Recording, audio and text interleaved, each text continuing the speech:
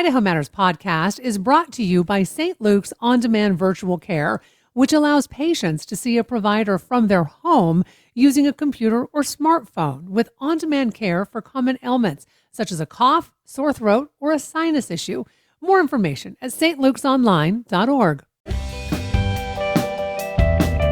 From Boundary to Bear Lake, Fremont to Payette, Oahe to Oneida, there are interesting people, places, and histories in all of Idaho's counties. And Idaho Matters wants to share it with you with stories from all 44 counties that make up the Gem State. Email your ideas to idahomatters@boisestate.edu or use the Talk to Us feature in our app, available on Apple and Android, and tune in each weekday at noon for Idaho Matters.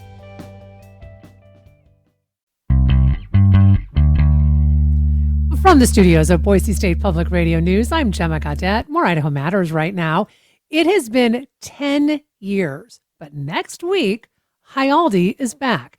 After missing out on the 2020 celebration due to COVID, the Basque Festival is returning bigger and better than ever, preparing 6 days full of music and food and dance and so much more.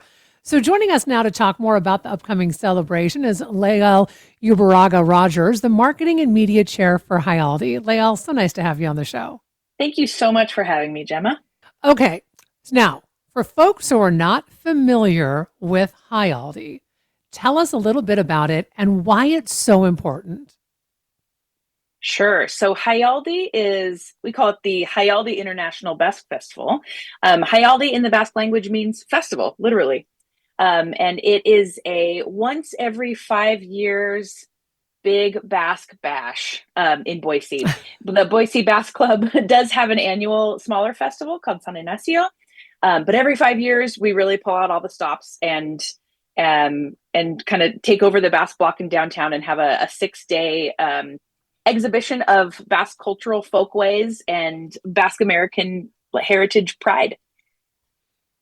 So talk to us a little bit about the Basque community itself, Lael, because I have to tell you, when I moved here many decades ago, I really didn't know much about the Basque community, let alone how big of a Basque community there is in the Treasure Valley. Yes, so the Basque community in the Treasure Valley it's not as big as by sheer numbers as some other parts of the cultural diaspora, like Argentina or elsewhere in South America. Mm-hmm. But concentration wise, we have the highest concentration of folks that have Basque heritage outside the Basque country. That's the stat that we like to trot around. And not only do we have that cultural heritage, but we are super lucky to have an actual physical location in which to gather. So we have the Basque Clubhouse, the Basque Center in downtown Boise, and then the Basque Block, which is, that cultural district on Grove Street between 6th and 7th. So we have, because of the concentration of immigration to the Mountain West in the late 1800s and 1900s, Boise was a stop. It was a stop along the train route. It was kind of a center for sheep herding and cattle ranching, and it drew a lot of Basque immigrants here for work, and then they stayed. They stayed in Idaho and Nevada, and Boise was just kind of one of those gathering points in the valley where, the sheep herders would be out in the hills herding sheep all summer, and then they would bring the sheep down to town for the winter.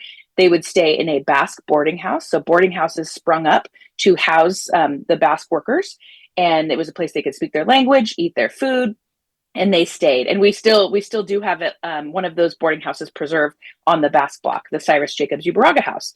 So there's this big cultural tradition spanning the last 100 or so years of immigrants coming, finding work, staying, and then recreating their culture from the old country here in Boise. And I understand, Lael, that Jaialdi is actually really unique to Idaho. So how did it get started? Jaialdi started in 1987 when a group of Basque folks wanted to have a festival. It was same then as now. It was all volunteers. So it was a board of Basques that were like, we want to have a party, and it was at the Idaho State Penitentiary. And I'm not sure of the numbers there, but I know it was a pretty big hit because they did it again. So they did it again in 1990 for Idaho's centennial, 1890, 1990. And then after that, the governor, Cecil Andrus at the time said, can you guys keep doing this? and Mm. absolutely they wanted to keep doing it. So now it's a regular five-year tradition and it gets bigger every time. So why every 5 years for Jaialdi? As you said, there's a smaller festival every year, but Jaialdi is the big, huge event that only comes around every 5 years. Yes. Yeah. I think it was just the sheer scope made it so that they're like, oh, do we want to do this big every year? No, no, no. Yeah. Let's save up. We have a lot of people from out of town coming. Maybe they can't afford to come every single year, but every 5 years, yes, that's more budget friendly. Also more friendly on the the bandwidth and the schedule of all the organizers. So we really love our San Ignacio festivals that are each year. They're more low key, still a big party, but not quite as of a multi-year effort as Jaialdi is. Jaialdi takes about three-ish, 3.5 years to plan each Ooh. one. Okay, so as I mentioned, though, it has been 10 years since Jaialdi was in Boise because there was supposed to be one in 2020. So many things got shut down due to COVID, and Jaialdi was one of those events. So, what does it mean to bring this celebration back after a decade? Yeah, it is a lot of pent up excitement and appetite. Of course, we were devastated to have to cancel the festival in 2020, but we knew that we needed to be able to gather safely. So a lot of things have changed just in the world, in technology, in Boise in the last 10 years. So Mm-hmm. I think it's going to be different and bigger in fun ways. But the core of it will remain the same. You can really expect to have good food, good drink, cultural exhibitions, hear Basque spoken in the streets, meet with family and friends. And yeah, I think there's just a lot of excitement. A lot of people that are performing this year at Jaialdi, some of them weren't even born at the last one. Oh We my have a lot gosh. of, isn't that weird to think about? Um, Yeah. I was still in the Basque dance group One Cuddy Basque Dancers at the last Jaialdi, and now I'm in a different role in the marketing part of it. So yeah, it feels like it's kind of been a lifetime since then, but so we're really excited, and it almost kind of feels fresh and new. Yeah. So it's a 6 day event, and my understanding is you'll be introducing some new experiences and events to Jaialdi this year. Can you tell us a little bit about that? Sure, the biggest change is Dansaldi held on Saturday night.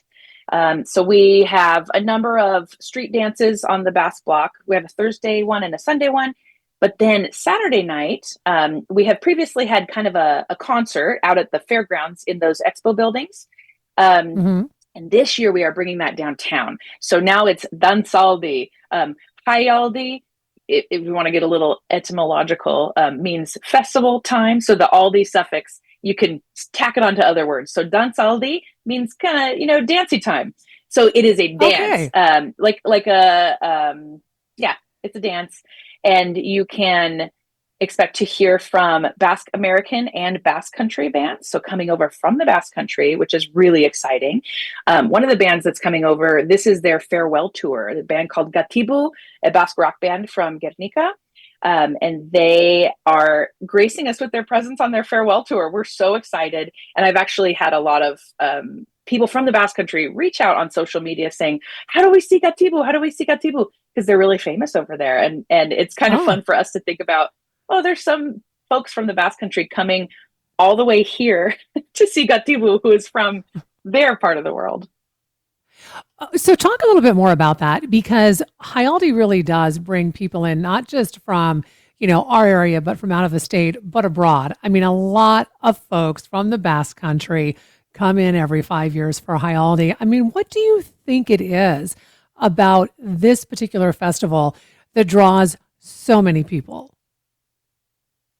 I think I think we have a really unique kind of Western spin, like American Western, and I mean Western, like, the Mountain West cowboy type Hmm. spin. There's, cultures are always evolving and changing. The really unique thing about the Basque cultural diaspora is that when Basque immigrants came over here and made lives in the U.S., that was kind of a cultural snapshot in time. So there are clothes from historical folk, like historical folk costumes.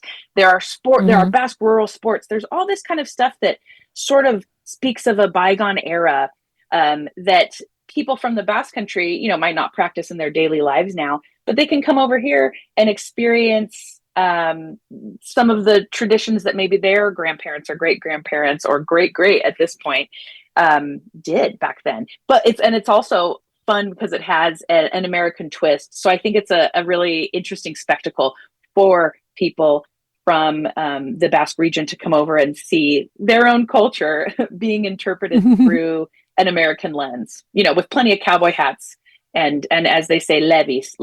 They come over here and I love that. levies. So there's going to be so much going on over these 6 days, and I'm going to put you on the spot a little bit. If you Sure. had to recommend one or two not miss things, or maybe even food for first timers to check out, what would you say they absolutely should not miss? Yep. So I think we'll start with food and drink.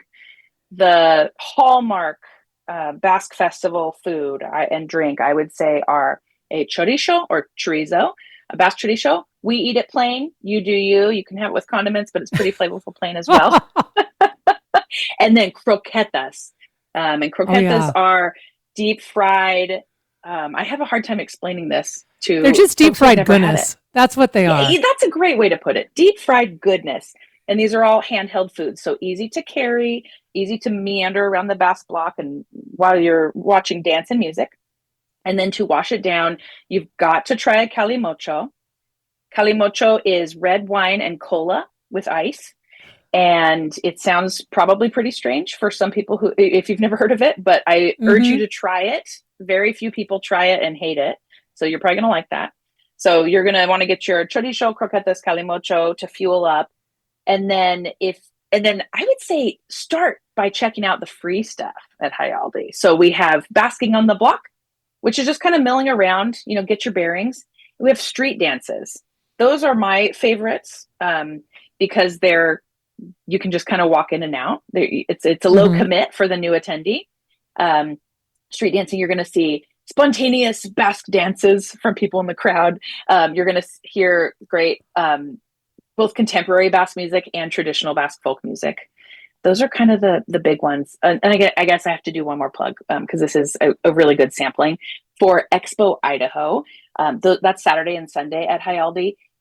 Everything we're offering at Jaialdi throughout the rest of the festival, you will also get to see a slice of those things at Expo Idaho. So that'd be your one-stop shop. If you can only go to one paid event, I would say Hmm. Expo, and then check out the stuff on the Basque Block downtown for free. And before I let you go, what does this festival mean to the Basque community? This festival is so I was reminded of a word in Euskera that I really like called ausolan. Ausolan means it comes from the word ausoa, which is neighborhood, and lan, which is work, and it means neighborhood cooperation, community work. Mm. And I think this is, as I have become part of this planning process, I think that's the thing that's the motif that keeps echoing through my head is ausolan. We are working together. We are organizing this because we love it. None of us are paid. We're just, working our butts off because we want to showcase our pride in our heritage.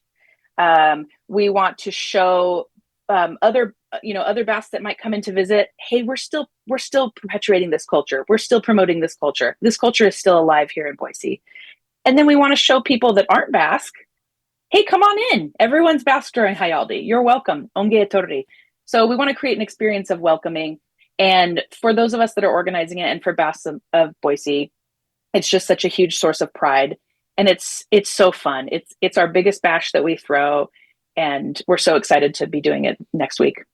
Well, I want to thank you so much for taking time to talk with us. We've been speaking with Lael Ubaraga Rogers, the marketing and media chair for Jaialdi, about the Basque Festival, which starts July 29th and it runs through August 3rd.